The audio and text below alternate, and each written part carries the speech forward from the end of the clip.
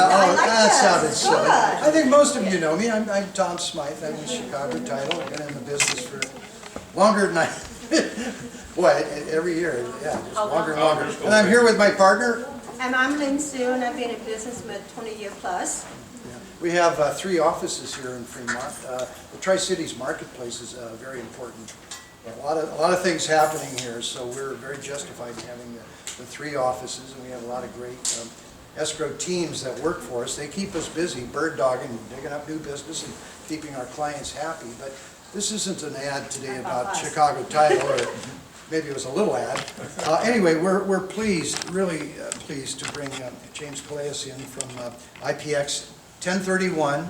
I've been looking at the order sheets, and we're seeing many, many more exchanges take place. I think a lot of investors are realizing what a great vehicle this is, the IRS 1031 laws. And James is going to probably see if you guys have questions, but kind of refresh your memory on different ways that you can approach this. But one thing I've learned, I always hear from James, turn your clients over to James and he can answer their questions in a very definitive way without getting you in the hot seat, because just like the title companies, we are not tax experts. We don't like to tell people how to vest their homes and things like that. So I would say buckle your seat belts and get ready to learn an awful lot in a pretty short amount of time. So James, take it away, please.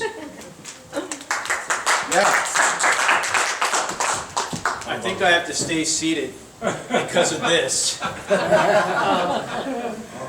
which is really odd for me because I like to run around. But like Tom said, before I get started, is there anything in particular that anybody here wants to hear about on the 1031 exchange, so I make sure I cover it, or is there any pertinent question that you have that's just burning a hole through your seat?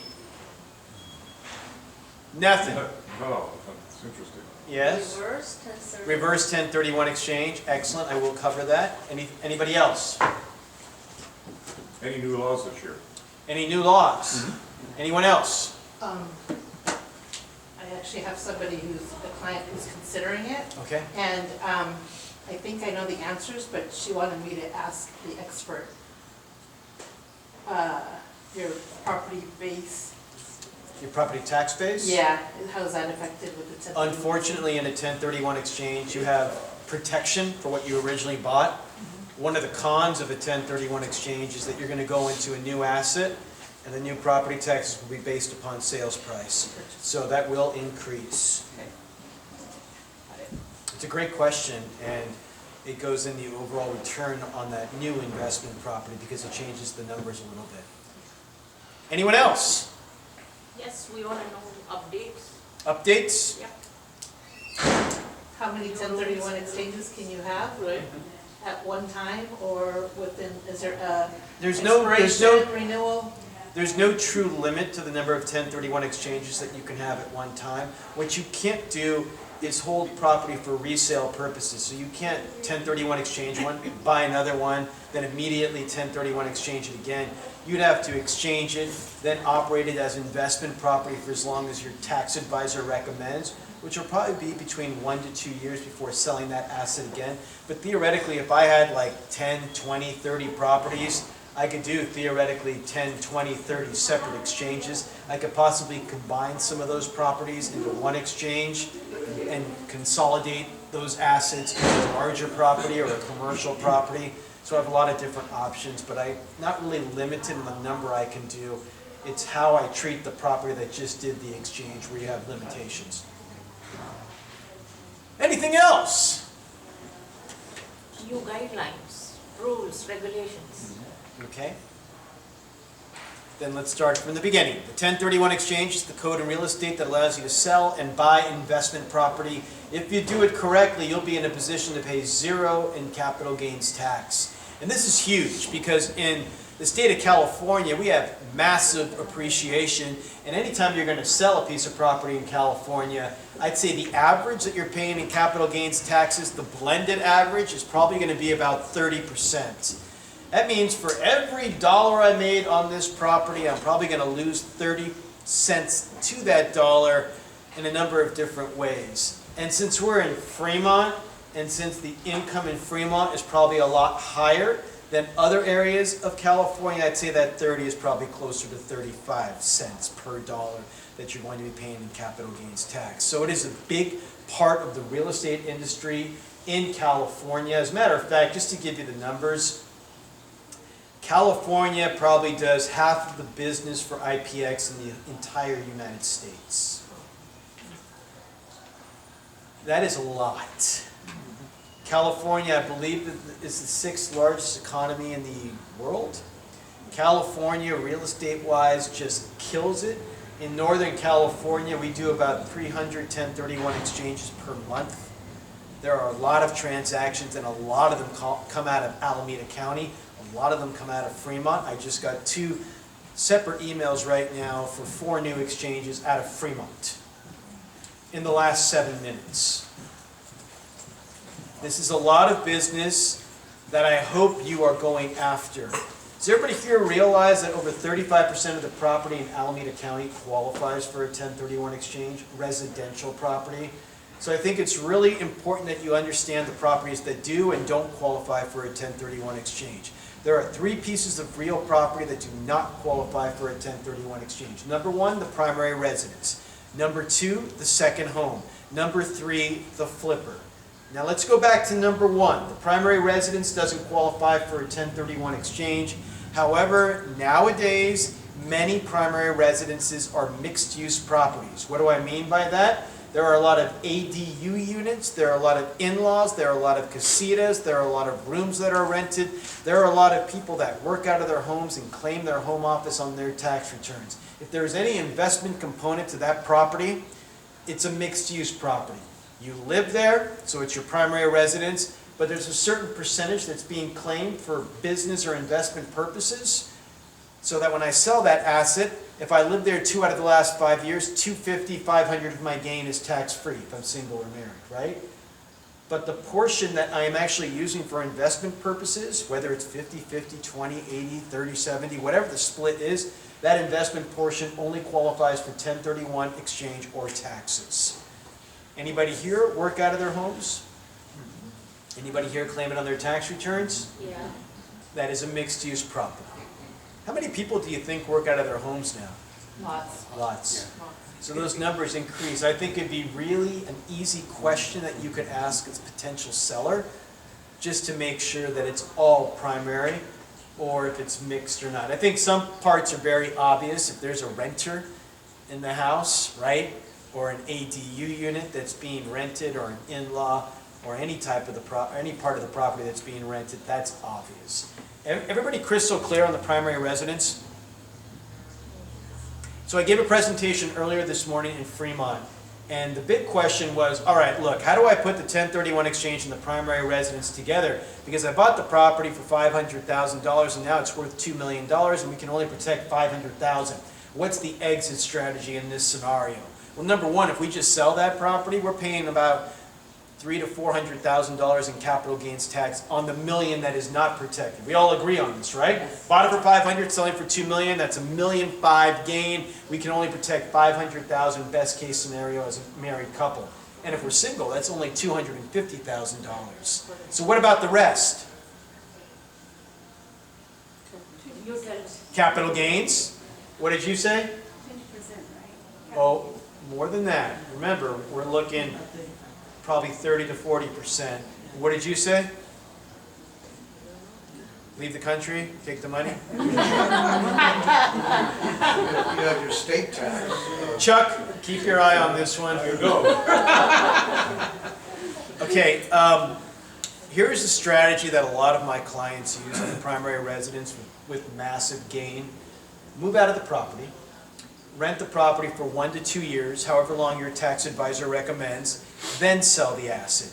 You still will have lived in the property 2 out of the last 5 years, so you still get to keep the $250,000, $500,000, and you can 1031 exchange the rest. So for the person that has massive appreciation, there is a way to potentially protect all the equity, and a lot of the time these are empty nesters that we're talking about. They probably may not want to live there. As long as they can go and live somewhere else and rent this property out for 1 to 2 years, it is a strategy that could protect a massive amount of equity that you would otherwise be losing in capital gains tax. especially if they're gonna leave that area anyway because they no longer wanna live there because the property may be too large or whatever the reason may be. Yes, sir? So they theoretically could, you know, rent it out for that 2 years, whatever the accountant says, and then when they do the exchange, they could do it into another property that, let's say they want to live in it, but they gotta rent it out for like, what, 1 to 2 years again, Right. then live in it, and then they'll be okay. Right, or, so we sell for 2 million, we get to keep 500,000, we could use that to buy something else. We could do whatever we want with that money. Okay, then she's And the 1.5 other then. $1.5 million, You can split it up. you can't split it up. Okay. The key is to sell it within that 1 to 2, no more than 3 years, so I still get the exclusion money, and I'll 1031 exchange the rest. The way I see it, the empty nester has a lot of equity in this property, doesn't want to pay taxes on all of it, does the trick, sells the asset, has $500,000 to do whatever they want, and right now at that point they're probably retired or close to retired. Invest that $1.5 million in an asset that gives you cash flow. Because right now you're probably looking for supplemental cash flow. You have $500,000. You can go buy something else to live somewhere else and do your whole thing. And at the end of the day, preserve all your equity, have a stream of cash flow, have that $500,000 tax-free, and you're happy as a clam. And 2 transactions for us. Well, 3. More than 2. Yeah. Yeah, so you're really planning things out, and the way I look at it, there's a lot of people like this. You do a deed like that for one of them, they will tell their friends. Right? We're in a big referral type business. If we can create a scenario where properties in the Mission Hills that fall under this category have massive appreciation with no exit strategy in mind, and we can solve that for them, I would love to get that business. And it would be easy to find out who these people are. I'd call up Tom and Lynn and I'd say, look, I want people who've owned property out here for 40 years. Right? Right then we know that they have massive appreciation. If the numbers aren't large enough, I'll take it down. 35, 30. You're going to hit these marks where they have massive appreciation. They're probably empty nesters. They don't know what to do because the tax consequence is too high. They can only protect $250 or $500. Yes? That's the time period they leave their matter, like, say, for the last 5 years, they leave there for, you know, like 2 years, and then rent for another 2 years, or they have to rent it and then move back live for 2 years.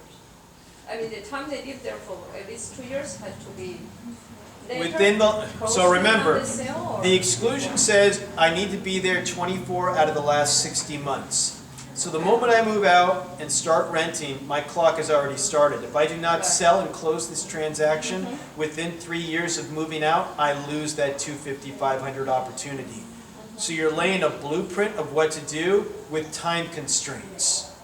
Okay. If they're very conservative, the moment after 2 years is over, I am listing that property for sale. 2 years or 3 years? You want it within 3 to still qualify for the exclusion. There is no set time frame how long you have to rent it. That's on the tax advisor. They're either going to say 1 or 2 years. But I know if I'm not consulting my tax advisor and I'm conservative, I'm going to wait at least 2 years. Then I'll list it right away and get it done. It has to be exact date, the year, or across the next years. Like 2011 now, okay, 2019 I have a salary. Is that 3 years have to be? It has to be exact of when you moved out. Oh, Exact. You don't want to go over that time frame, or else you no longer qualify. so it's not sale within 3 years. That's right. Sell within 3 years, have it be a rental so it qualifies for a 1031 exchange, and rent it out as long as your CPA recommends. And they'll never go over 2 years. You then you. Yes? Oh, okay, I'm kind of awake now. Okay, get on my seat. Sorry. So empty nesters, owner occupied, right? The exclusion is 500,000 For a married couple, if they're single, only 250. So, don't, the exit strategy, what you were saying that, don't sell the home, rent it out. Correct. 1 to 2 years, 1 to 2 years. then sell it, still get the exclusion money, 1031 exchange the The rest. other. Oh, I'm Yes. still confused. If they're living in that house for 2 years out of 5 years, then they can get 500K as a couple. So you said, or I heard it wrong, so within 3 years, they have to sell that property to get that. Well, the example was, we bought it for 500, we're selling for 2 million. That's a $1.5 million gain. We can only protect 500,000. If we just sell the asset, we're still gonna pay taxes on the other million. Right. So one strategy would be to move out, rent the property for 1 to 2 years, however long the tax advisor recommends. Now it qualifies for a 1031 exchange. But I've still lived there 2 out of the last 5 years, so it also qualifies for the primary residence exclusion. So when I sell this property, I will pocket the $500,000 and 1031 exchange the $1.5 million. So does this rule apply for the houses that were 2018 before, but after 20, what, I think somebody just told me that the houses that are built after 2018, bought after 2018, it's 5 out of 8 years. The 5 out of 8 years thing was not passed. That was something that was brought up with tax reform that did not go through. Okay. What was interesting is the House and the Senate approved it, but it was still not passed through. So it's still. It is 2 still out of 5. 2 out of the last 5 years. That did not change, but it was very close to changing. Yes, So 1031, that portion, can that be 1 million? No. Or it has to be 1.5? 1.5. It's a full 1031 exchange. So basically, because you qualify for the exclusion, Right. that 500 gets to get excluded, but you're not just 1031 exchanging the gain, it's the entire 1.5. So always think of it, once I convert the property over to investment property, I want to sell it within that 3-year window so I can still get the exclusion, but I never just try to 1031 my gain. It's always equal or greater to the target. So if my sales price was 2 million, and let's not look at closing costs, we take 500 off the bat, we're exchanging 1.5. Just like a regular exchange, equal or greater to the sales price. Got it. With that exchange, that 1.5 can be done with 2 properties. Yeah. Or 3, or 10. Yeah. I could go to Buffalo, New York, and I could buy condos in Buffalo, New York for $30,000 a pop. If I need to hit $1.5 million, how many condos am I buying? You got a lot of tenants. I'm buying like a 40-unit building. But, so, yeah, I could do a lot of things with the money, and definitely buying multiple properties throughout California or the United States will qualify. Yes, I can't believe we're not getting past this primary residence. This is what happened this morning. Tom, you were there. That's right, we spent almost the entire, Everybody wanted to hear about it. yeah. Yes. I'm a little confused with the equal or less value now. So like the example you give us, 2 million sale price. Yes. Okay, and you get the proceed, let's say 1.5 after, After the 500. not, let's say they have a 500 Loan? loan. Yeah. Okay, so you paid off 500, then you get to proceed 1.5 after expense. So the equal or less value is the proceed 1.5 2 million. or 2 million. 2 million. 2 million. So they have In to a regular put the 1031 units. exchange, your sales price minus closing cost is your target price. So your closing costs are real estate commissions, transfer tax, title escrow fees, attorney, CPA fees that are directly related to the sale of this property, 1031 fees. Those can be deducted from the gross sales price, and your target price would be the net sales price. But if we're not looking at closing costs, we sell for $2 million, there's a $500,000 loan gets paid off at the close, Right. 1.5 goes into the 1031 exchange account, our target price is $2 million. 2 million. Always use all the cash, replace the debt, period. But In our example that we were doing here, it was also a primary residence, 2 out of the last 5 years. right. We are going to take advantage of taking that 500,000. Now our target price is 1.5 because the exclusion eliminated 500,000 of this example. Okay, and you talk about like attorney fees, exchange fees. Let's say if that fee is like $20,000, so they pay the loan $500,000. The target price is still the 2 million, or minus is 20,000. Minus the 20,000. Minus 20,000, right? Okay. Got it. But I think the commissions will be more than 20,000 on a $2 million sale. Yes. I don't even know if Redfin or one of those companies will do that. But I can't speak for them. Okay, we exhausted the primary residence. Yes. So if they, I'm sorry. I thought we exhausted it, If but they clearly rent I'm a wrong. property and they move back now and they live there for 2 years. That is so actually a that- very good point. So what a lot of our clients do is they convert their investment properties to a primary residence, live there 2 years, and try to sell it. Right. Right. In the past, this was a great strategy, and you could protect all 500 or 250. That has changed. In 2009, they came up with an amendment to Section Code 121. Well, they will prorate it. The years that it was investment property from 2009 forward will not count towards the exclusion. Yeah, I know, that's what we all did. Same exact noise. So, So you'd have to do the math, every example will be different. Every year prior to 2009, even if it was a rental, will not count against you. But every year after 2009, where it was a rental, will not count towards the exclusion. So if I move back into the property in 2018 and sold it in 2020, so I lived there for 2 years, 2009 to 2018, those 9 years will not count towards the exclusion. If I bought it in the year 2000 to 2008 will count, 2018 to 2020 will count. It's almost like a 50-50 split there. You would only get whatever percentage qualifies under the exclusion, keeping in mind that every year after 2009, where it was not a primary residence, will not count towards the exclusion. They will prorate it out. That's why the strategy to move back into it and convert it to primary doesn't work like it used to. The other strategy, we're turning your primary into a rental and selling it within that next 3-year window, you still get the entire 250, 500. One strategy works better So than the you other. live first and then rent for 2-3 years. And then, only if your gain's large. If your gain's not large, I'll sell it right away and just take my money. This only applies, in my opinion, to when the gain's more than 250, 500. Otherwise, I'm just taking the money. And I have no stupid 45 and 180-day rule that I have to follow. I can do whatever I want with the money. Are we done with the primary residence? Which doesn't even qualify for a 1031 exchange. That's very good to know, yeah. It is very good to know, and I think it's a very good plan that everyone here should go after. I think it's a good farm that you should maybe commit to as well. Talking about farming, over 35% of the properties in Alameda County qualify for a 1031 exchange, so if you are not going after it, you are missing out. I would hope that somebody in this room does reach out to that community, and if they do, I would hope that they would use the right message. Anybody here know what the right message is?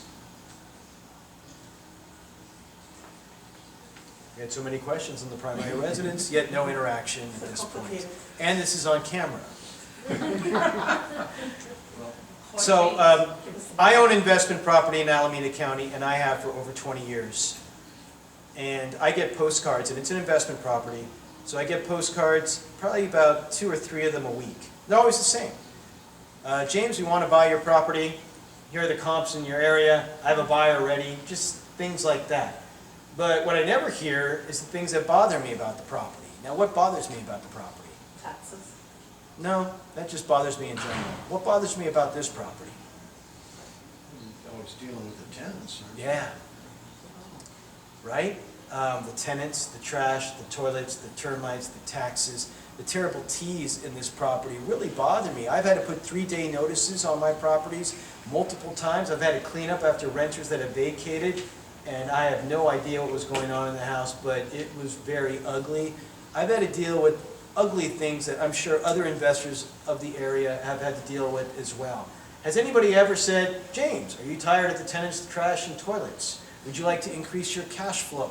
Would you like a new depreciation schedule? Would you like to consolidate your investment portfolio into one large commercial property? Would you like to leave the state of California? Perhaps you'd like to buy the dream home that you've always wanted in Hawaii. Do you understand that you could sell this property and eventually move into that property when you're ready to retire? Has anybody ever sent me a message like that? No, never. I think if the right message is sent to the landlord that's owned this property for a number of years, then maybe you might get more phone calls. Because if somebody could double my cash flow and get rid of my T problem, would I be a lot more excited to call that person? Yeah. And how often does that happen to me? Never! Ever! What's your number?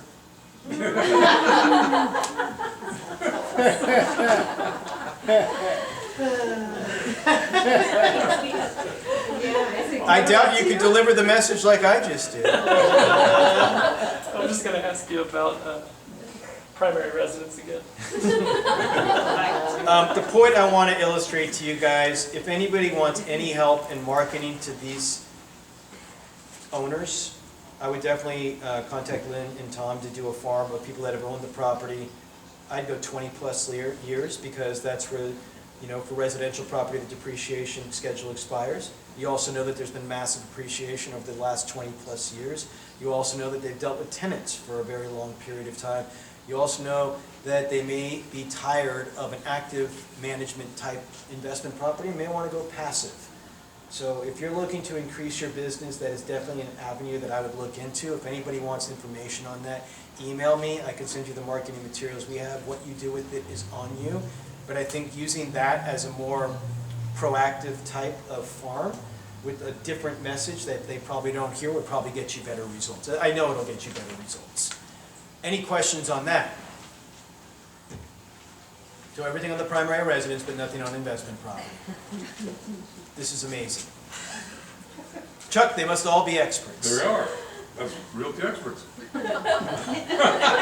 Clearly, the name. It's in the name.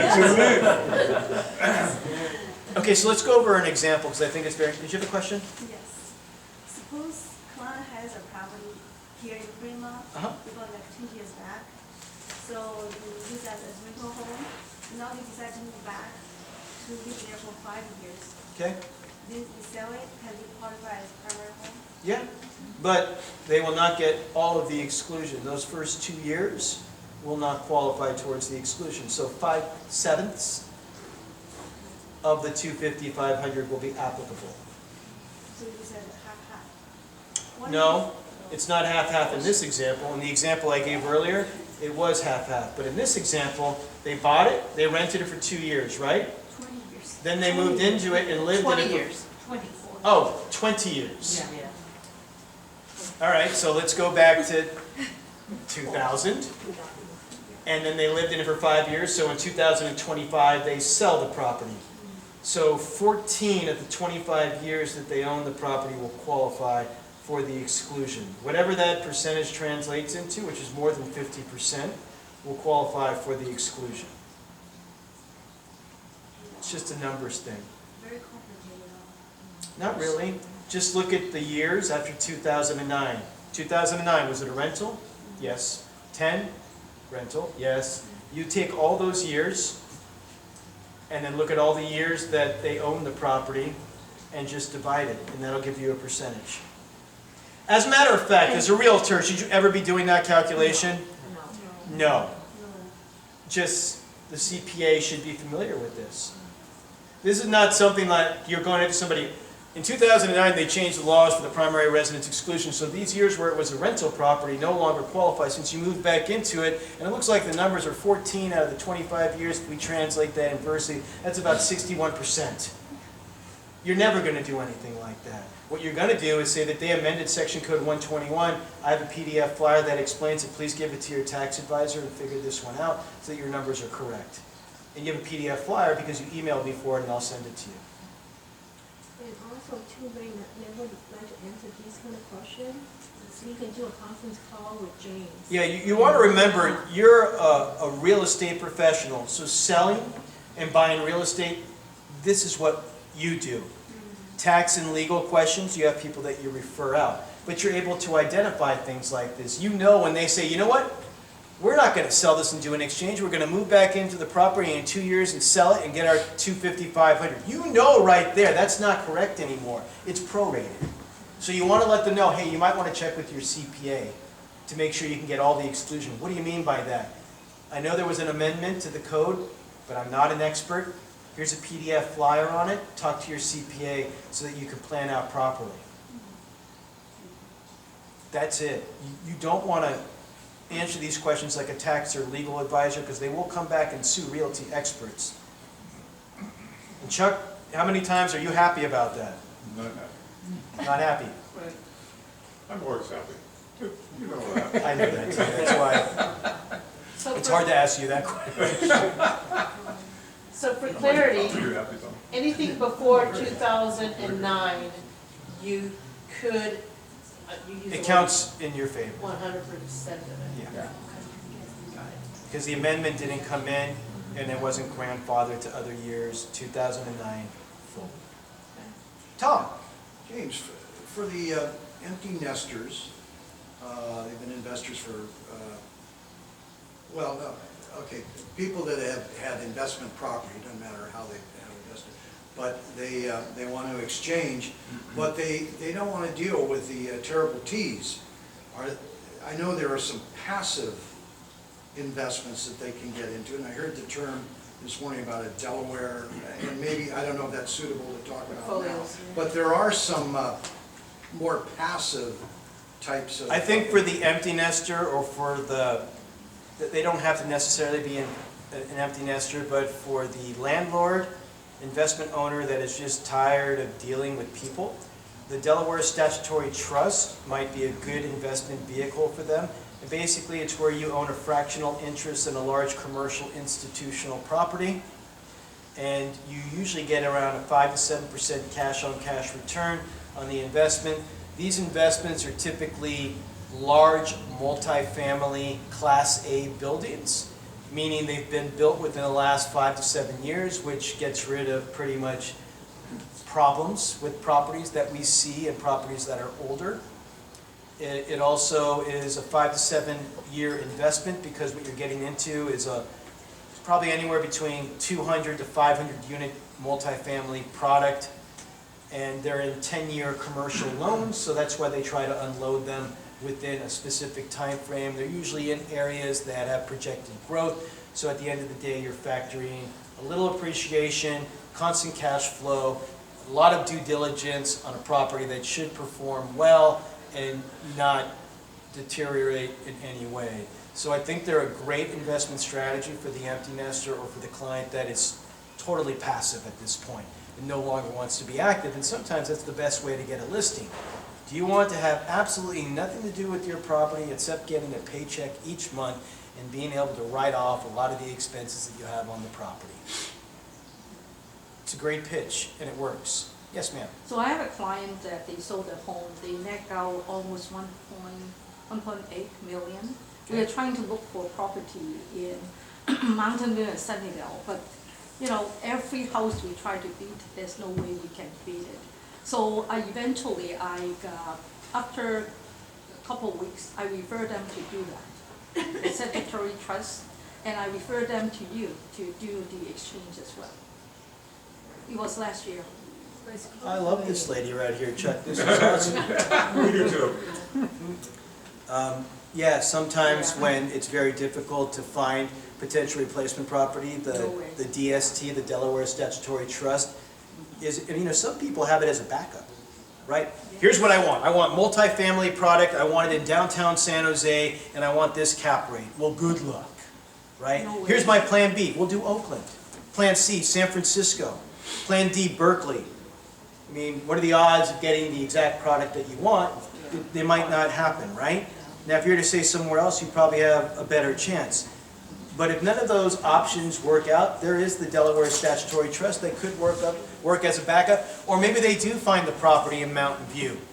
But the target price was $2.4 million, and this one's only for $1.8. What about that $600,000 difference? That portion can go into a DST as well. So maybe I get this other product, and then the remainder that I need to get, in order to pay no taxes, I put into a DST. Always find out what your client wants. I would never list a property for sale without an exit strategy in mind. And there'll be an A, a B, and a C, so that I know I can execute. Here's what you need to understand. Investors hang with investors. If I do a good job and I do something special, and I make some dream come true, who are they going to tell? Their friends. What is this kind of business? Referral business. I get most of my business from referrals because I do these classes for the last, I don't know, it seems Many like years. forever now. Let's keep it at that. Yeah. Since the 90s, You was just a baby. just a baby. I remember well. On your, these trusts, Delaware statutory trusts, is there a minimum amount, and you said it sounds like it's 10 years? You'd or have to 7. ask, no, it would never be 10 years, it'd always be around 5 to 7. 10 years is when it ends. The It's 10 years when the before that. commercial loan's Right, gonna right. jump to whatever, Just so that's before why 10 they years. plan to do it in a shorter period of time, so they don't have to, they're not gonna go past 8 years ever. At least not that I have ever But seen. you would work, as a 1031 exchange company, you would work with The provider. yes, to be able to do that. Is there a minimum amount of, I've heard their minimums Is it before, 50? probably about 50 grand. I think 50 is the minimum. Out And they- here, that's really unheard of unless it's Right. excess, because there's usually, right, they don't have that much. in the And- Midwest, they're like, 50? We didn't even cross 30. But here, for the most part, it's not an issue. And Clash. Did somebody from the Midwest, did I just offend somebody? No. And it's on camera, now it's He over. is the high. And the investment in those trusts, that is cash flow within the next month of closing escrow? Yeah.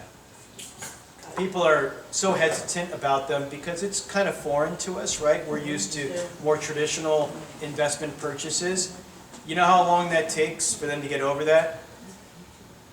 The first check? Yeah, probably the Yeah. first and second, third check, they're like, okay, I like this. Yeah. Not for everybody, but for the client that you're talking to and they start describing something like that, I think you should bring it up. Yeah, might be my client, because she's like, I don't want to be a landlord.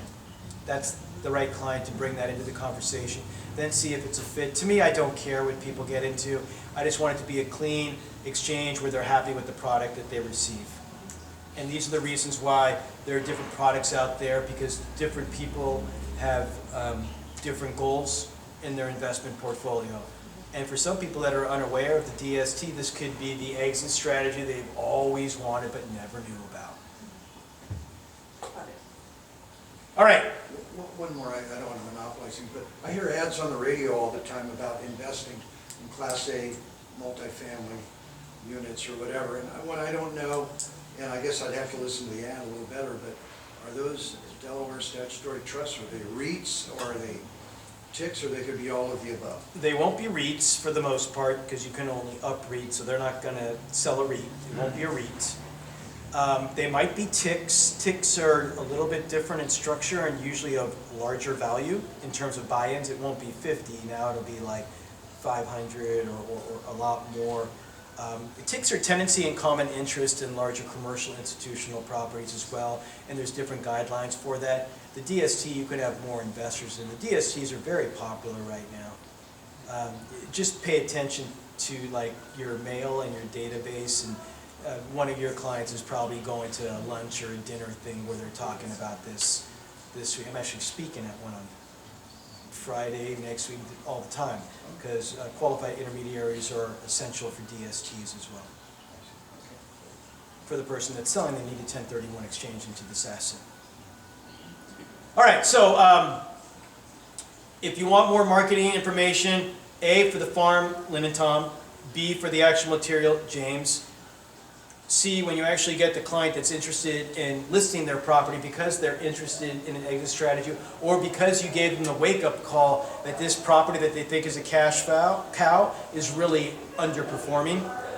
You list the property, you get a buyer, you open up escrow, you open up the 1031 exchange account, the close of escrow occurs, the money goes into the 1031 exchange account, you have 45 days to identify what you're going to buy, 180 days to close, you use all the cash, you buy of equal or greater value, and you're done. Now let's start from the beginning. When do you contact James? Right away, When's that? Well, you thought you were going. when you're going to list the property. How many people call me then? I would, Okay, you're one of the I can't speak for anybody else. 40 or whatever. It's like I get about a 5-7% people that call me prior to list. You should call me prior to list and I'll have a 3 to 5 minute conversation with your client just to make sure that there are no problems. We get through that, list the property. get offers, accept an offer, open up escrow, open up 1031 exchange account. What do I need to open up the exchange account? 2 items. Number 1, sales contract. Why do I need sales contract? We are the seller. If the seller is the seller touches money. If the seller touches money, they're paying taxes. We assign into the rights of the contract, so at the close of the transaction, the proceeds will go into the 1031 exchange account. Our instructions have to be in place prior to the close of escrow. We need the preliminary title report for one reason. I don't care about liens. It probably isn't a short sale, although I have done, believe it or not, 1031 exchanges on short sales before. Yeah. Yeah. Not recently, but I have. Lynn. James, I want to add on to it. If you open a pre-sale with us, we will set up the 1031 exchange. Because IPS is our sister company, so it will be internally. So you don't have to set it up. You just let us know if there's 1031 exchange, we will set it up. And I'm happy to contact and speak with the seller at any point because that's the person that I should be talking to. Contract, go into, open up escrow, we get a copy of the contract, we assign it to the rights of the contract. We need the prelim for one reason. Like I mentioned, it's not liens, it's the vesting. Whoever sells has to buy. Sounds simple. It ain't always simple.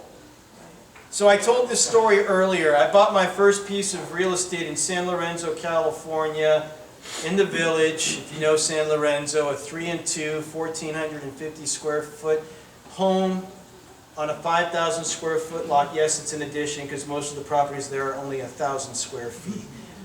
What did I pay for it in 1999? Under 100? Not under 100. San Lorenzo. Not 150. It's close to $200,000. What's that property worth today? 650. I'd go, only because I get these postcards like I tell you all the time, I'd say 680 to 740, somewhere in that ballpark, depending upon the condition of the property. It's bigger, so this goes for more money. And I gotta tell you, I never thought this property would go for that much. Not when the staple restaurant is Black Angus. And that is true. That's true. It is very true. And they still talk about Mervyn's like it was there. Tom and I were talking about this at lunch. It's like, hey, it's a parking lot. That's Cavanaugh's Liquor, and that San Lorenzo Theater hasn't been open since, I don't know, '89 or whatever it was. But here was the story. I bought it in 1999. In 1999, I was what? Not married. Not married. Meaning 250. single, right? Yes. And in 2003, I got what? Married. Married. Still married,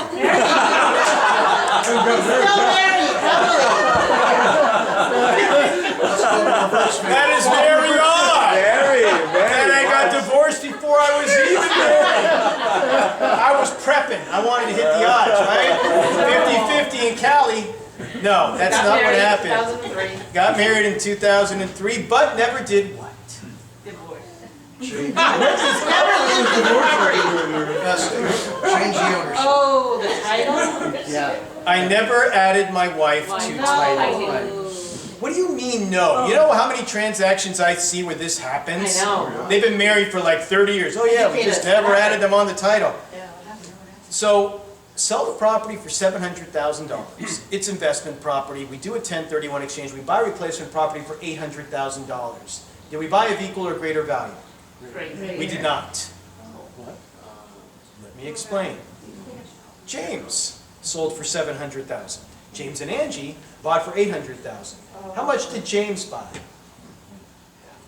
Half of that, which is $400,000. What was my target price? You should know this one. We just went over it. $700,000, right? I've got an issue with this. How do I fix it? Loan? Loan's not going to help me here. Put your wife on the title. Yeah. Or just buy as myself, right? Yeah. But knowing that look like that, I want to stay married, so we're not doing that tonight. We will add Angie to title of the relinquished property and buy as James and Angie. Okay, I can do this. A, I know 1031 exchanges, and B, I know how this should work because we have filed jointly for almost 20 years. and I would quitclaim my wife on title to San Lorenzo to reflect current tax reporting. This will not always be the case with your clients. Some people truly keep their properties separate and file separately. So never advise them to do that. What you do is remember, oh yeah, this guy is selling or this gal is selling, and now the married couple is buying. A little bit different here, right? You see something like that, have them talk to me right away, and I'll go over their options. In most cases, if they've been married for a while and they've been filing jointly, it's an easy fix. If they just got married, this ain't an easy fix. If they file separately, this ain't an easy fix. We don't know the answer to that question. You shouldn't know the answer to that question. You're not their tax advisor. But remember, whoever sells has to buy. The residential property, you're going to see that problem come up. You're going to see irrevocable trusts come up, maybe LLCs, maybe partnerships. Anything like that, where the entity that sells is not the entity that buys, please get me in the mix as soon as possible. This is why I like to talk to them prior to list. But let's just take an easy example. James and Angie are selling San Lorenzo for $700,000. We currently owe $200,000 on the property. At the close of escrow, we pay off the $200,000 loan, $500,000 into the 1031 exchange account. We have 45 calendar days to identify what we're going to buy. Meaning, every day counts. How many properties can we identify? 3. What if we go to Buffalo? 40. Well, how can we identify 40 and 3? Well, 40 units. 40 units. You know In what? one property. I want the condos. I want the $30,000 condos in Buffalo. And I'm going to buy them sporadically throughout the state of New York. In Buffalo, not Manhattan. Manhattan, I don't have enough to buy one of them. Buffalo, I have enough to buy Buffalo. So, in this scenario, what we need to keep in mind is there's 2 rules for identification. Number 1, the 3 property rule. It allows me to identify up to 3 properties of any value. So if I'm buying the 40-unit building, at most I'm going to identify 3 large multifamily properties. Don't have to identify 3. That's the max using that rule because there's no limit on value of property. Second rule is the 200% rule. The 200% rule says, what did you sell the property for? $700,000. What's 200% of $700,000? $1.4 million. I can identify up to $1.4 million worth of real estate. So if I'm identifying $30,000 condos, how many of that? How many of them can I identify? A lot. 65. We don't have to do the math. Okay, fine, 65, I trust you. I can identify a lot. So to me, there's actually three rules. We don't have to go over the third one. If you need it, I will let you know. It's basically, if you're buying smaller properties, 200%. If you're buying the big property, 3 property rule. You got to make sure you identify like-kind property. I'm selling a single-family home that's a rental. I can buy a condo that's a rental, townhouse rental, single-family home rental, duplex, triplex, 4-unit, 10-unit, 20-unit, 30-unit, 40-unit. Can I buy a farm? Yes. I see a no and I see a yes. Who's correct? Yes, is correct. Well, the guy that says it with confidence has already got me convinced. You're right. Because I've got this look behind you. Does the farm have to have a house so that you can No. live in it? No, the farm is investment property. The farm, period, qualifies. If I wanted to buy a primary residence day one and buy the farm and move into it day one, I love the strategy. Because here's what I'm going to do.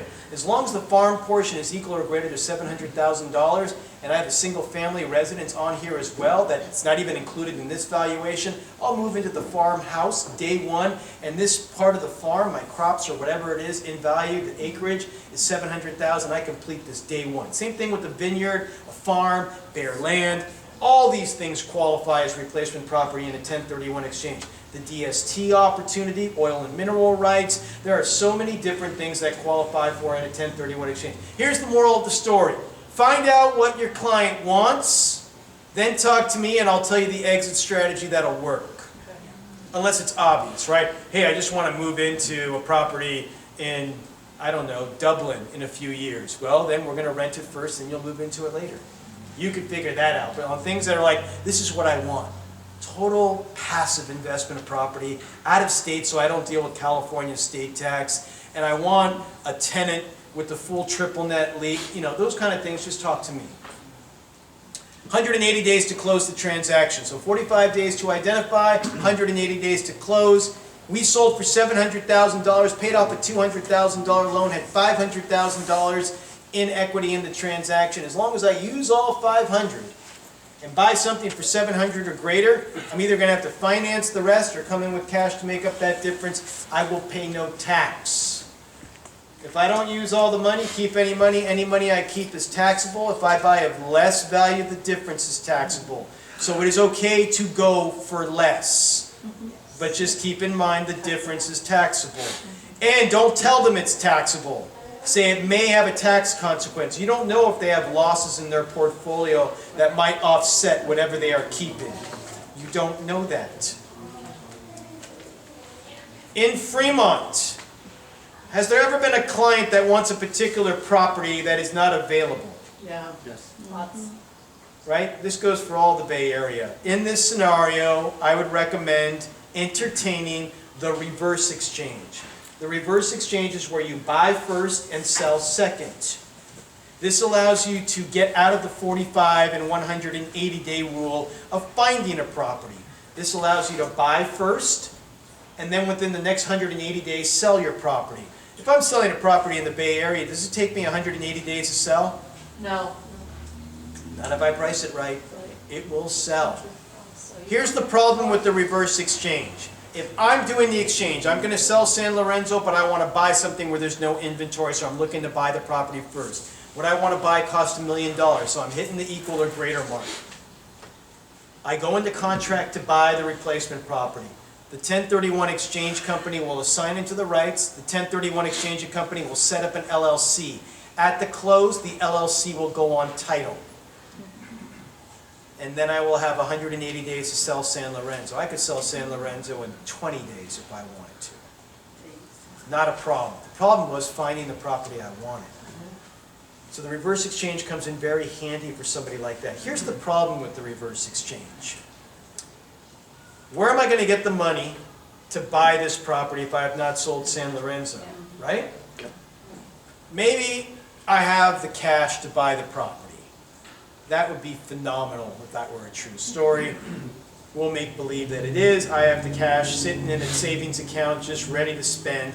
I put $1 million down into this property, close in the LLC, sell my property in San Lorenzo. I get $500,000 of that back. And if I want to refinance the property I bought later, I could do that, but I'm done. That's the easy way. How many people have $1 million in cash? Maybe 20% of our clients? Chuck has $1 million in cash. So, if not, then you have to get financing. This becomes difficult. If I'm buying residential property and I'm looking to work with a conventional lender, how many conventional lenders will lend to an LLC? First Republic will, if you're a special client. What makes you a special client? An accountant. You have to have a lot of money with them. I don't even know what it makes, but that's the only conventional lender that I've seen do it. But they've only done it with some of their select clients. So don't bank on First Republic doing it. Bank on if it's an LLC that's going on title and an exchange company that has non-recourse language that the lender will have to accept, you're probably going to have to go private money. So now your fees have significantly increased. It's still worth it if you have a huge tax gain here and you get the property that you want. But just think of it like this. If I'm going to introduce them to reverse exchange, do they have the money to buy the property? Do they have the means of closing on this property? Can they get a loan? Can they even qualify? If they can, let me have the conversation with them and we'll see if it is a fit. Okay, you guys, we have 3 to 5 minutes left because I have to make it to South San Francisco by 3:15. We started late. Sorry. 1, 2, real quick. So, in the scenario that you just explained, how do you even know if a bridge loan would make a difference? You call the lender before you actually go to buy the property to see what they will qualify for, to see if it will work. Got it. I'd highly recommend, if you don't have the cash to buy the property, you talk to your lender, the conventional one first, to see if they'll do it. You know they probably won't. Yeah. I have private money lenders that will do reverse exchange financing all day long, but expect it to be anywhere between 2.5 to 4 points in origination fees. Don't worry about the interest rate. You're selling your relinquished property really quickly. Yeah. It's the origination fees that are going to kill you on this. Got it, okay. Yes, ma'am. So for this reverse exchanges, let's say you get a $1 million cash back and you sell the property, rental property, and then park the money back.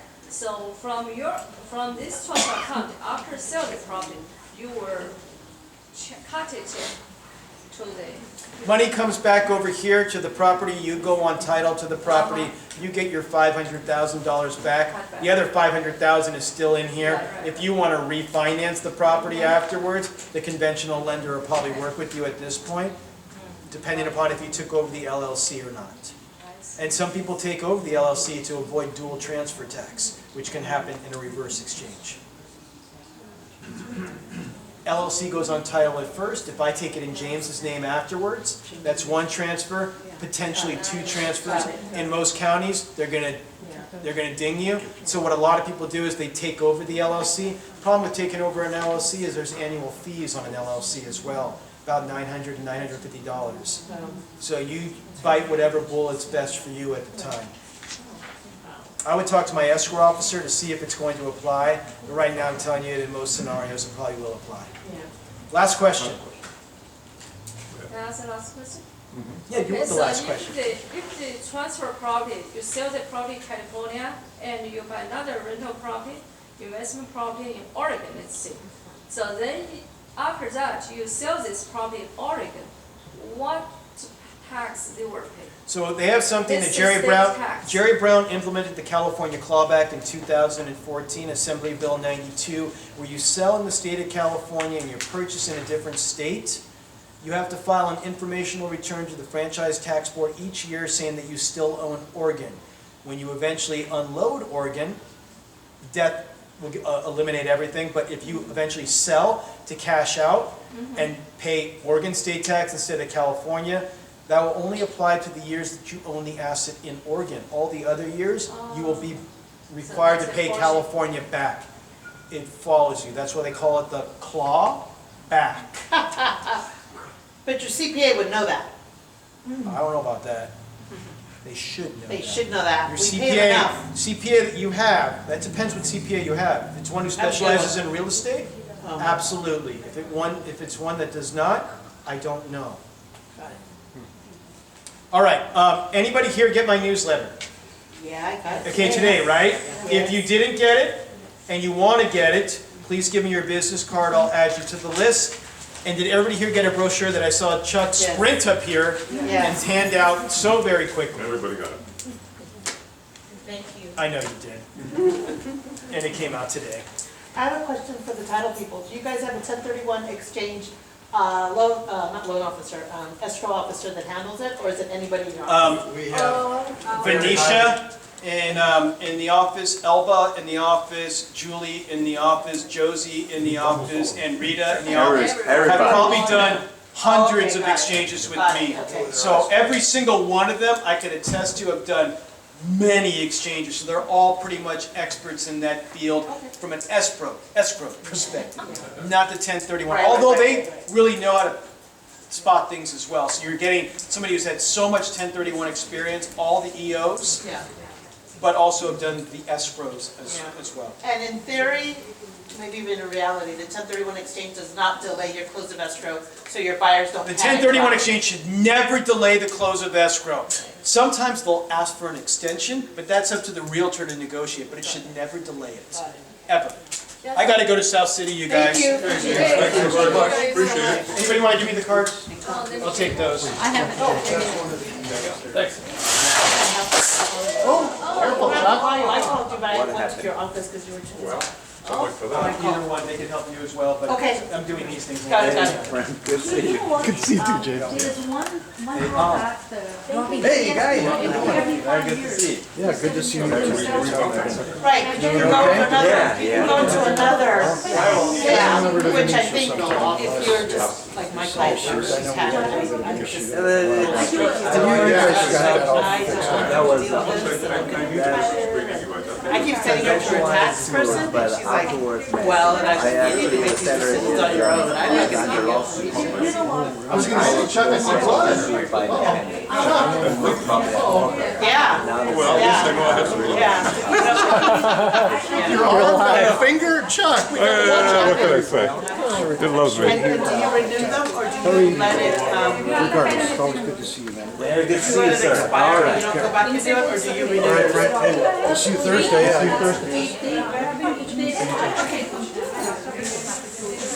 All right, Tom. Every time. Sorry, you're buddy. ready, Hey, so yeah, it stops and say, 5 years, and then you go into a new one, do you have to go through the process of 1031 exchange again? I don't think so, yeah. So is there things on one place or another? But you save a lot of cash. I don't want to buy. Yeah, to deal with all the maintenance and the phone calls. Do you like that? Oh, I like that. I've got quite a few of that. I have quite a few years. I like, invest a lot in smart. Yeah, because like what, James said, people want to give the big T, the 3T. Yeah. Yeah, because, I think that if I have to deal with the property manager, I have had it all the time. So, a few $1,000s to fix here, a few $1,000s. Yeah, it's maintenance, and you have to just So deal it's a with lot it. of money. But Anita, is that the return is between 5 to 13% interest, right? Right? It's more than that. It's more than that, okay. Five is very minimal. Yeah. So they have different ones, so you have. Right, if you do 10 years. 5 years, I don't know. Quite coming out there, but they have some of them are 6, 7. But they always have it when they sell it, so they're profitable. But of course they will charge you, but you don't have the habits. But I think it's a much better idea because Jane mentioned here is actually between 5 to 15%. That's what usual income. That's what it is. Some of them are 40%. Wow. I have some that is 20%. And is that because it's 10 years? Or it's because it's a bigger amount? So investment, just like it depends whether you have luck or not. If the project is good, so I have that is 20%. 20%, sometime that in 3 years, there's one investment I have, 3 years, or I get, in 3 years, I get 50%. Wow. Yeah, so that's why I don't. What, are yours equal in what you have invested in them, or is one like 100,000 and everything else 50,000? 150 is the good one, so you've never done 50? Yeah, but sometimes that you only have, maybe, 5% a year, 7% a year, it all depends. So it depends whether it is no such thing that you can see it, of course. So you do a lot of investigation yourself, but the even you find it, the market and whether there is market on there. And it tells you everything is gonna just depend on what the market's doing. Jane is really good. We used to do the Delaware. She people recommend it. They try to check. They have, use him. I'm done with the big 3T, Yeah. Yeah, because it's so hard to find a replacement. There's no way. Just like I went to Mountain View and Sunnyvale, to buy those fourplex. My client said that, gee, so I could add that much. I may as well. It's no way that in 45 days I can identify it. So And if you get it accepted, because the market is doing so many. Yeah. Yeah. So it's really difficult. The market goes up. Yeah. That's a good idea. Good information. Yeah, you asked some great questions. Oh, yeah, I like 1031 exchange. Looking forward to doing one at some point. But I have a client that's very I want to get out of being a landlord, so. Well, I think it's perfect for her. Yes, it is. Yeah. I believe it, because I'm quite happily invested in it. Yeah, it makes sense. I've been seeing more and more information on that, on the trust. My wife works for a real estate agent, Core Family. I suggest to them that they come up with It's a those. very Say, tenants, toilets, taxes, tired of these things, I think that'd be very fun. Yeah, smart. Well, thank you. And I also got that in Chinese too. Very good in Chinese. Julie's my card. Oh, okay. Here. There you go. Hi. Yeah, I was asking questions. Okay. In the process of selling, add your wife. Yeah. Well, when I was, Yes. You mean sell the home. Democus, no, it's a friend, Marriage Teresa. I'm actually married to Dr. Rivera and I never changed my name. But what you say rings a bell because when I was in college and I double majored in Spanish as well as Yeah, English. because you and, usually don't know, when you know get that into it's these on the small house. classes that were this big Yeah, and the add professors know you by of course, name, you pay for transfer. first day of classes, it never failed that they were doing roll call because they wanted to see who, and they were looking at the blondes, and I realized that I took offense and go, what is he doing? And then I realized that my face, my name was so different on paper, then, yeah, ใช่ yeah, 冇問題啊 because he have Yeah. what is the latest they can at the before close. Yeah, before close the vessel because all these years by joint tenants. Like what he said, you just got mail, you cannot add more into that. Well, yeah, the changes That's a can good go. one. I didn't know that you have experience on it. That's really cool. Because Tom and I, we don't have that experience. We said Delaware, we don't know. You know, Jane mentioned that. Oh yeah. So I. It is good for Oh, okay, well, that's a great vehicle, that the reverses are a little more expensive, but in the whole scheme of things, it's a small price to pay, because, yeah, sometimes it's difficult to find a property identified within 45 days. So that might be an option. You know, he has some info on, I think on the website on. We just know the basics, you know, like 45 days, 120 I days. don't know if he talks about it in here, but he has some detailed information that lists all the requirements. And then they actually do the DSD, then you need to put that, and the expert, yeah. Yeah, because we know about that, but we don't know, so. Right, it's good to know the options out there, the viable options, not the hypothetical, oh, this might work, and he knows the stuff. So, well, good, I'm glad you're here today.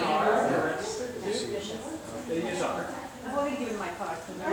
Yeah, that's great.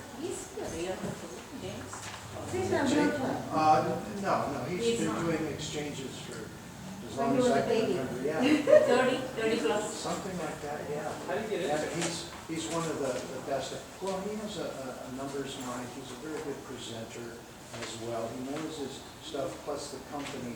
It's an F&F company, you know. Well, it's like us, how did we get into title someday? You know, we graduated from college and. You never, you don't go to college or plan on being a title rep. I mean, I didn't even know what title and escrow was until I bought my first home. And I bought it with a builder, and they did all the work. I wasn't all that involved. But yeah, it's kind of a mysterious field. That's why we don't advertise really to the general public. Because they buy and sell so seldom unless you're an investor. That's why our market, our farm, are the real estate agents and brokers, and that's why we like to offer value-added service like this. Back in the day, and you're new to the area, I understand, prior to 2008, they used to call like Lynn and some of my coworkers donut dollars, because we bring donuts to the office or to a meeting. But now we have to provide knowledge. We can't do stuff like that. I can't even buy you guys a coffee right now. That would be an illegal inducement for business. So all we can do is offer our services. I understand you're kind of shopping. Because it's like if you have a support. Once you settle on one or even before, if you ever want to, we have a lot of great information. You can actually get 2 degree escrow. Title library is phenomenal. Because first of all, you have to sell the investment house. In there. You have to buy another house. Then on top of it, you have to eventually. What is it like escrow? They will become a buyer. I mean, just a bunch of stuff online. Plus we have a lot of purchase stuff too. So either one of us would be happy to help you a little bit, because right now your plate's pretty full. Research and things, trying to make the right decision. Trying to figure out the right broker, yeah. So far so good, yeah. Oh, it does. I got mine. I got mine. What you're asking for my card? Well, the dynamic. Yeah, that's right. Even told myself, you let us know like what James said. All our escrow offices, all experience, they do thousands and thousands of transaction. Our escrow office been in business at least 25 years plus. Okay, and then on top of that, to make it convenient for you, we open the exchange. Once you open the pre-sale with us, oh, by the way, you know, Julie, Venetia, whoever, said, by the way, it's a temporary exchange. We set it up, we send it to your buyer, to the seller, they sign it, submit it to the one, and it's done. Until it's closed.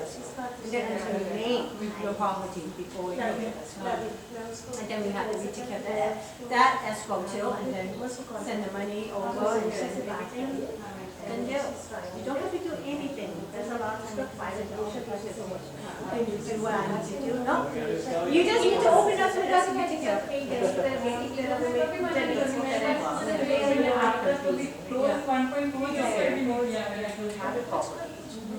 selling for 500. You want it for 500.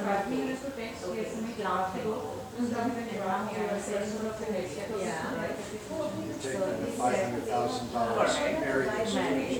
That's the exemption for each person. How is that? How No, what you do is your primary resident, okay, your primary resident, okay, you qualify, you say, I'm going to sell to you. Okay, you know that you talk to the estate agent, I kind of know how much is my price was. Okay, so my plan is, I'm not going to pay this complicated, because 1.5 that's a lot. So what I'm going to do is, I'm going to move out my house, rent it out for 2 years. You're not selling. No, you're renting. No, you have to rent it out to 2 years though, honey. You move out to 2 years, rent it place, and then you will find the same listing agent and say, now go and list my house. See, then it's qualified as an investment property. Yes. We take the $500,000 in the beginning. No, when you don't get the $500,000 exclusion until you sell it. Exactly. It is a yeah, because you have to be 5 years. Because that's the only time that you can do, you take the owner exemption, and then you Well, it's a strategy. Yeah. Certainly, if you're a bona fide investor, you can spend an investment property. But it is your primary, this is a way to establish primary residence and pay the taxes if you want to do an exchange. That was just a strategy. One scenario. Yeah. You're still confused. Right, you get the best of both worlds. Yes. You are making as a rental property for 2 years. Then how do you have to,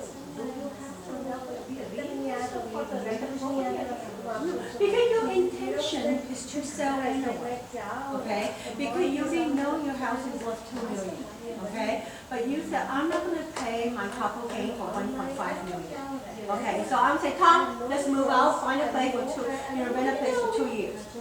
Because your place is renting out, right? So now we say, okay, now it's time for us to sell our home. You know, we can get the $500,000 write-off. No, because you take advantage of that. Because you consider your primary residence, and then you also rent it out.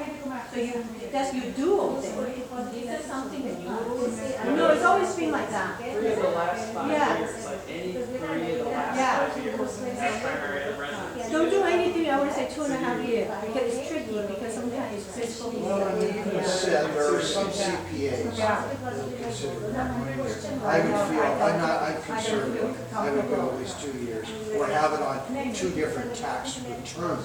Because what you want to do is, if you're ever audited, you want to show a record that there was a rental property. Yeah. So if you're renting, if you're an investor, you say, well, we're going to move out, we're going to rent it to our daughter. Well, are they paying rent, and are you documenting the rent? Because a lot of parents will say, oh, just give us cash under the table. Are you paying market rent, or are you documenting? So there's a little nuances. That's why it's really good to call James, or someone that really knows what they're talking about. He certainly does. And make sure you file it as a rental property with file income tax. Because you have to be what those income that coming into the property. And you have to prove it. Remember, IRS, they like to audit you, they want their money. Okay, if you're 1 day short or 2 days short, even if 1 day short, you still have to pay, okay, because you did not meet the minimum requirement. So I always say make sure you're right, like what Jim said, either how can you ever wait to buy, when I was ready to buy? Because they have filed a joint tenancy tax income for the last 20 years. So, you know, like if you just got married, you cannot ask someone into title and then sell it, you know, so you. Well, another thing has nothing to do with exchanges. A lot of times we were in escrow, we do the title, and we see Joe and Mary Smith are on title. Joe has died 10 years ago. We will then change the title and we'll put it in the surviving wife's name, so she can then transfer it to the new owners. It has nothing to do with exchanges, but we correct title all the time. And we also have we refer a company that can also, if it's not an escrow or title, we can also, they can add someone, do a quick claim deed, or, you know, record instruments for you. We record insured transactions. See, there's too much liability. Because then with the city and the county transfer tax now, they're hungry for money. It does not matter if you transfer in now, they won't check the transfer tax. I mean, before, you know, city transfer tax. Well, it depends, city transfer tax every 1,000, every daily tax, We're fortunate in the Tri-Cities, we don't have a city transfer. But if you go up North County, Yeah. Oakland, Berkeley, Hayward, San Leandro, they can be up to 13, I think one of them is 16. Yes, lucky, yes. You're lucky, yes. You're lucky, Union City did not pass this year. They all passed for the city transfer tax. 3 more Union City and New Orleans fine, but Hayward. Yes, it's more than half and half. Yeah, it's $1.10 per thousand. What's that? No. Oh, Hayward has a city. Hayward is $15 for 750. Before was 750, so it's yeah, it's 15. City transfer, 5 and 7 split. In every county. So it's $750 Send each. an email if you want to get that. It It's used just to a be lot. up in every cubby hole, every agent. Now, Well, digital. traditionally, PDF. that's traditional. We also Yeah, have you can, Alpha, do it. Of course, you can also, Yeah. this is a file in county. Chicago These are just our pay. Lee County, you're right on the cusp of Santa Clara County. It's 50 divided by Lee 10. County. You can't remember what's all customary charges and stuff like that. So if, you have it, it's called Chicago. Now you really look.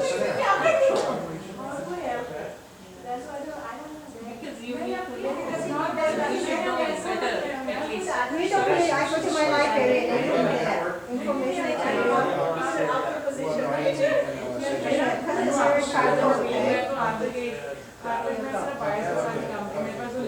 tell you what. Very good, it makes it easier. And then Oakland Free is. version. You have a different $10 a year. Allows you to do some so that is split by itself. We can't, and it goes to Oakland, no, Oakland is different. Oakland is 1% of cocaine by 300, 1.5% to 300 up to 2 million. And now the 2 million is more. Yes, a lot. See, up to 2 million or more is 1.75. Up to 5 million, 2.5. Up.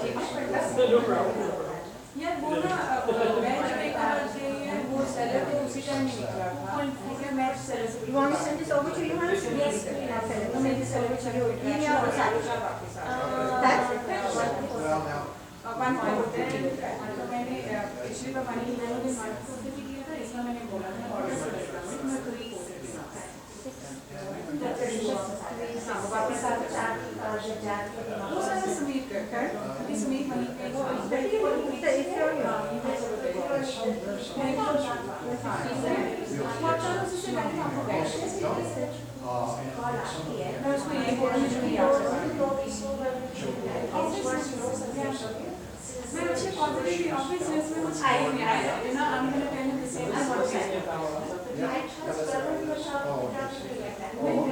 well,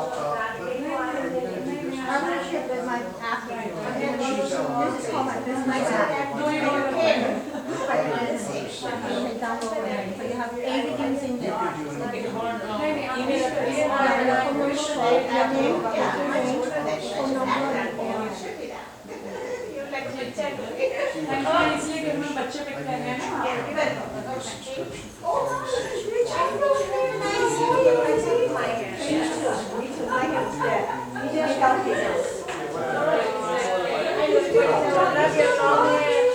I'll be facetious. It's good. Just let me, you'll tell me now what's going on. 'Cause I'll forget. So, let's see, what might you go like here, as a buyer or a seller? Buyer. Okay, so, And you don't watch it every day?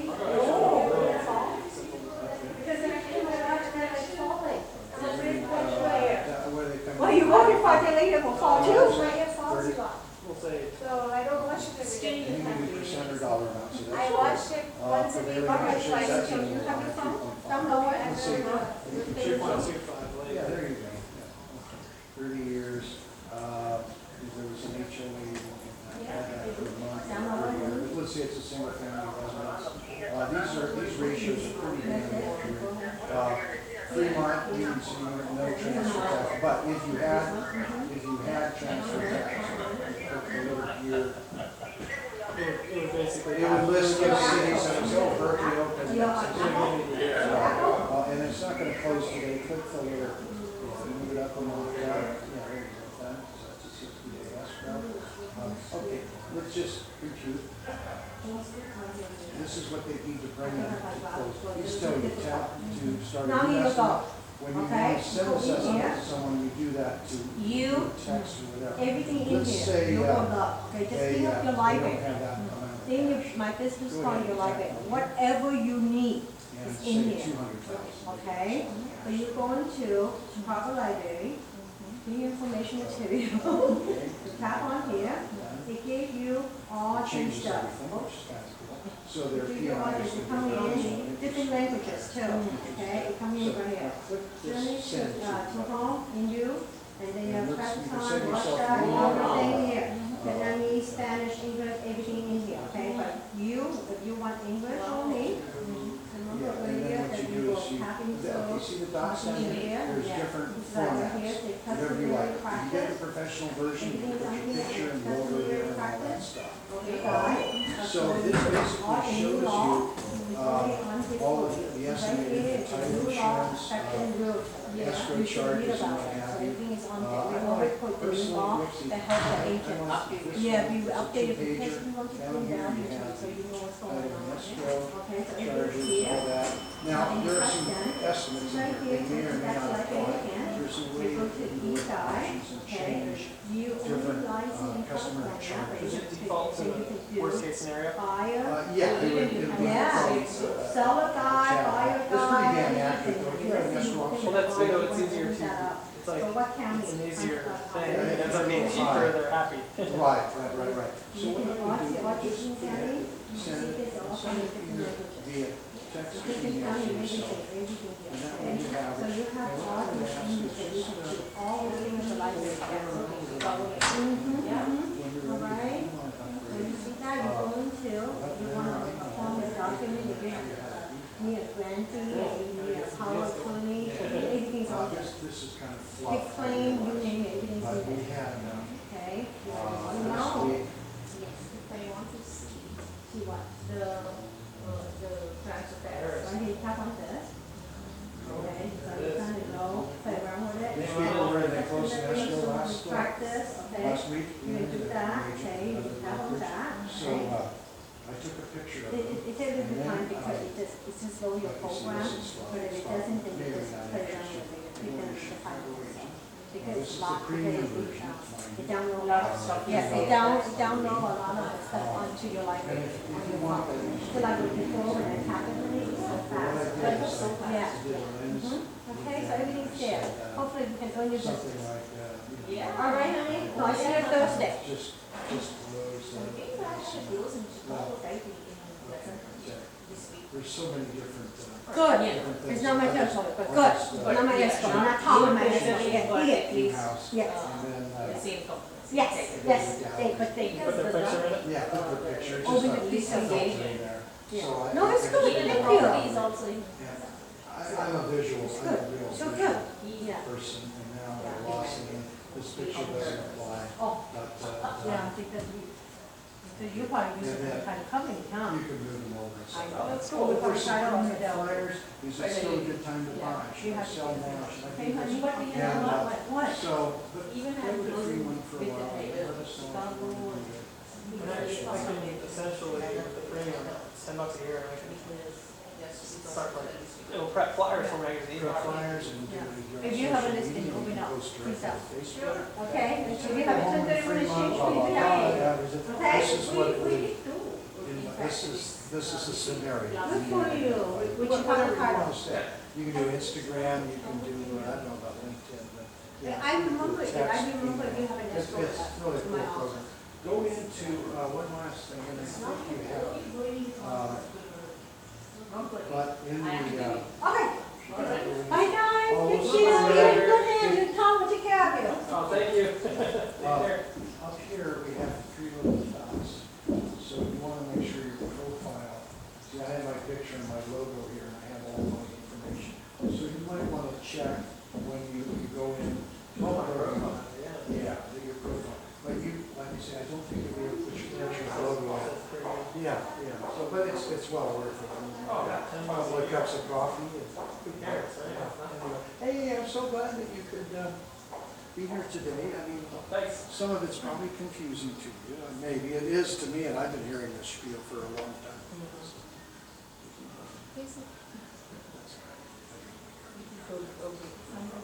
Yeah, what's this? The best thing you can do is if you're dealing with an investor, they want to be an investor, but they're not. Turn them over to James, because he knows the questions asked, and he doesn't steal, he's not a real estate agent. I think you would ask, no, he's not gonna steal your client, he will that community, oh, who are you working with? He'll get that info, and then he'll contact you and say, oh, your clients came in, we had a nice discussion, I think this is what they're gonna do, this is what you have to do. Okay. All right, very good, you take good care, we'll catch you later.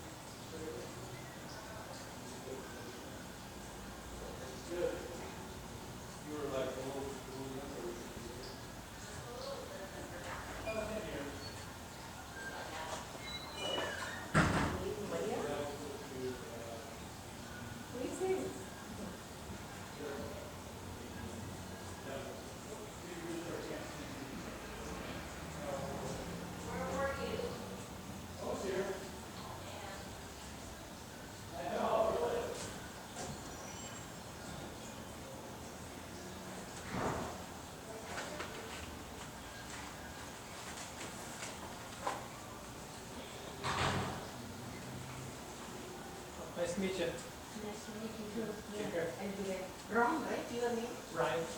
Ryan? Chandra? Yeah. Chandru. Chandru. Chandru. Ryan? Yes. Chandru.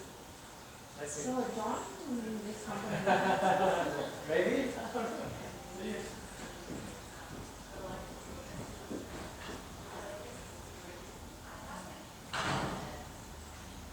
Hello. Hey, Maria. Hi, this is Chandu. Chandu. Good, how are you? Long time. How is Rani doing?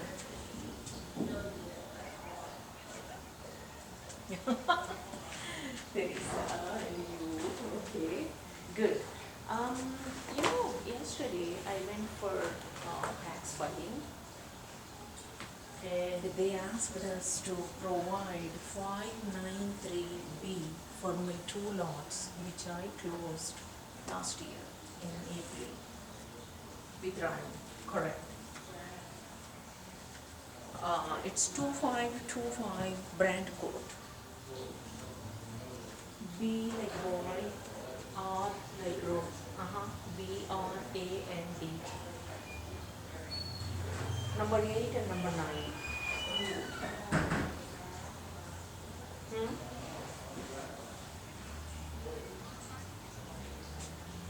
Yes, please. Thank you.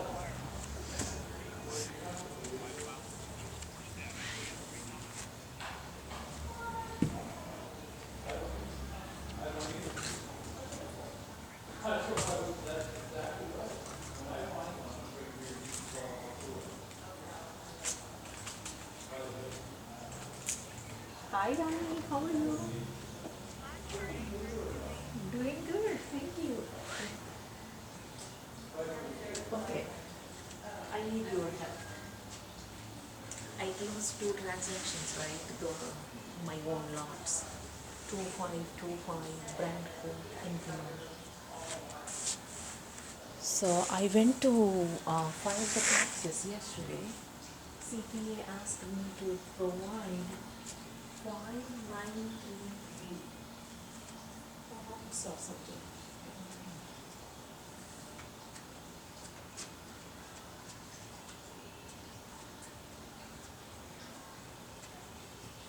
Sure.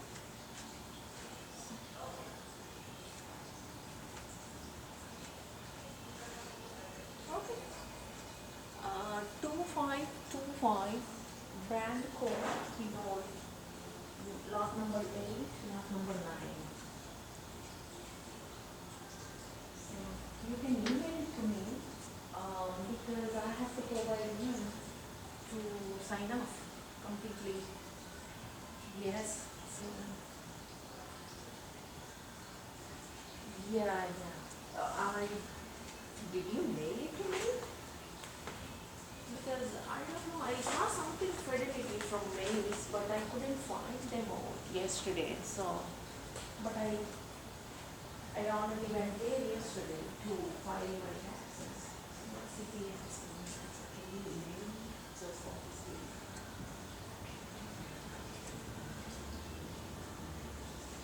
Alright. Everything is fine.